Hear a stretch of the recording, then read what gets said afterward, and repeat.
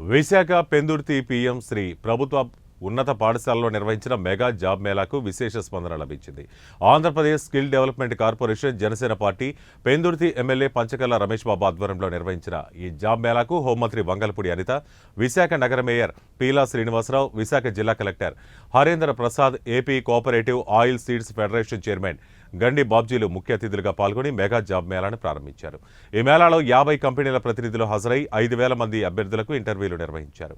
అర్హతలు సాధించిన వారికి అతిథుల చేతుల మీదుగా నియామక పత్రాలు అందజేశారు. అలాగే 10వ తరగతి పరీక్ష ఫలితాల్లో ప్రతిభ కనబరిచిన విద్యార్థులను శాలువాతో ఘనంగా సత్కరించారు. వైసీపీ ప్రభుత్వ 5 ఏళ్ల పాలనలో ఉద్యోగాలు లేక నిరుద్యోగులు ఇబ్బందులు పడ్డారన్నారు. మంత్రి లోకేష్ పాదయాత్రలో ఇచ్చిన మాట ప్రకారం కూటమి ప్రభుత్వం 20 లక్షల ఉద్యోగాలు ఇస్తుందని హామీ ఇచ్చారు. ఈ కార్యక్రమంలో విశాఖ, అనకాపల్లి జిల్లాల స్కిల్ డెవలప్మెంట్ అధికారులు చాముండేశ్వరరావు, కూటమి నాయకులు, అధికారులు పాల్గొన్నారు.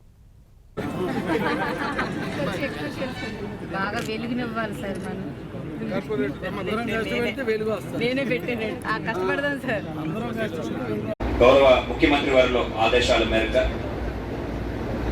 ప్రతి కుటుంబంలో ఒక ఆంటర్‌ప్రెన్యూర్ తయారవ్వాలి. Every house should have an entrepreneur అనేది సార్ ఒక స్లోగన్. అదేవిధంగా జీరో పావర్టీ, ఎక్కడ పేదరికం అనేది ఉండకూడదనే ఉద్దేశంతో ప్రతి ఒక్క యంగ్స్టర్ యూత్ కూడా ఎంప్లాయిడ్గా ఉండాలనే ఉద్దేశంతో అన్ని నియోజకవర్గంలో once in every quarter, once in 3 months ఈ జాబ్ మేళా నిర్వహించడం జరుగుతున్నది.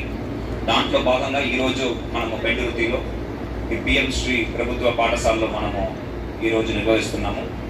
దీంట్లో చూస్తే దాదాపు 44 companies are participating, 44 companies are participating and 2,825 vacancies are there.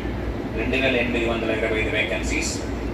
ఇది ప్రత్యేకంగా ఎమ్మెల్యే గారికి ధన్యవాదాలు చెప్పాలి. ఎందుకంటే ఆయన గౌరవ ముఖ్యమంత్రి వారిలో ఆదేశాల మేరకు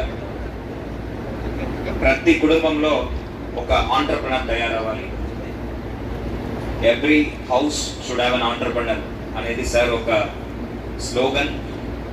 అదేవిధంగా జీరో పావర్టీ, ఎక్కడ పేదరికం అనేది ఉండకూడదనే ఉద్దేశంతో ప్రతి ఒక్క యంగ్స్టర్ యూత్ కూడా ఎంప్లాయిడ్గా ఉండాలనే ఉద్దేశంతో అన్ని నియోజకవర్గంలో once in every quarter, once in 3 months ఈ జాబ్ మేళా నిర్వహించడం జరుగుతున్నది. దాంట్లో భాగంగా ఈరోజు